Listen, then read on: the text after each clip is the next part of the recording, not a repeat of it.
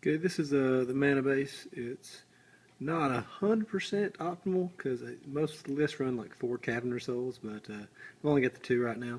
But yeah, it's a pretty decent base. It's got the 11 shocks and then 1 basic forest and the 2 caverns. So you got a turn 1 untap land 90% of the time if you have 2 lands in your hand.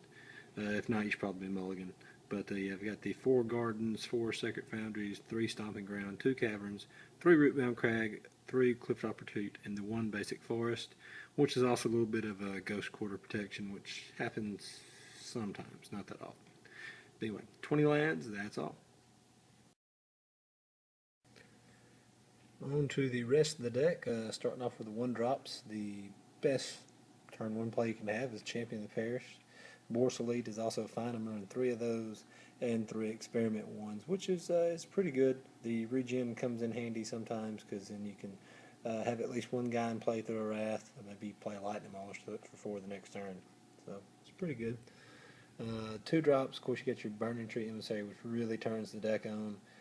Champion into, Burning Tree, Lightning Mauler.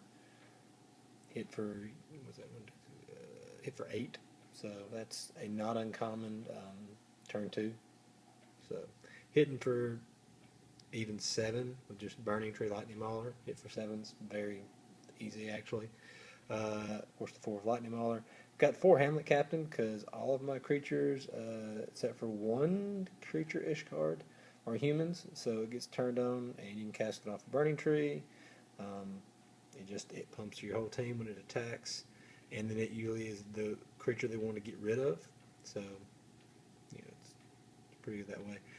Thalia, it really hurts the control deck, slows them down a turn if they think they've got a turn 4 Wrath, and all of a sudden it's turn 5. Really helps out. And then Mayor of Averbrook, which if it just does nothing but pump your humans, that's great. And it sits back and chills, and if they don't cast a spell and it flips, yes, you don't get the bonus for your humans, but it pumps out wolves every turn. It's a 3/3 and it makes 3/3 every turn. So not the worst thing in the world. The 3-drop, I got 4 Frontline Medic, which if you ever get to attack with it with Battalion, it's really hard for them to come back from that, even with the Wrath, because the amount of damage you'll do is pretty high.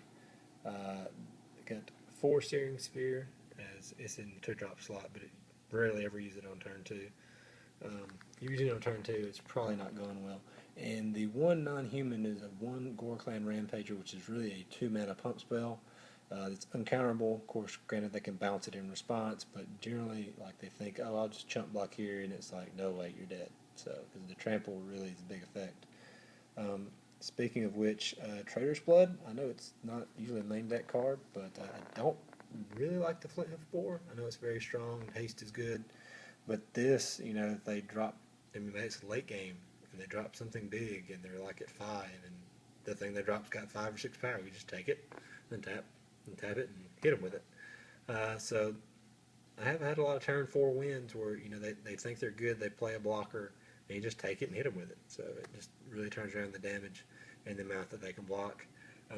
This card also, main deck's kind of stretched, but the Gruul Charm, a lot of decks have flyers or ground guys. Not a lot have both, in the first 2 or 3 turns anyway. So, dealing 3 to all their flyers on turn 4 will usually, or 3 or 4, will usually kill all of their flyers. Also, if you can just, the falter effect, ground creatures can't block for a turn, so you can usually get in the lethal with that. And then occasionally there's the Aristocrats style deck that takes your stuff with, I don't know, like say the Zealous Conscripts. They run a lot of Mark of Mutiny and stuff, and then the sack your guys. In response to the spell, I think you can take them back. It's not that part's not very useful, but the other 2 are very useful. Been pretty happy with it. It's a fast deck. Like I said, the mana could be a little bit better, but it's just a lot of fun. I don't know that I'd take it to a big event, but definitely just playing out games with your friends. It's a blast. You can get a lot of games in, because if you don't have them dead by turn 4 or 5, or really close to dead, you can just about skip and go to another game, because it doesn't have a lot of resilience, but the just power in the first couple turns really hard to beat. So anyway, let me know what you think.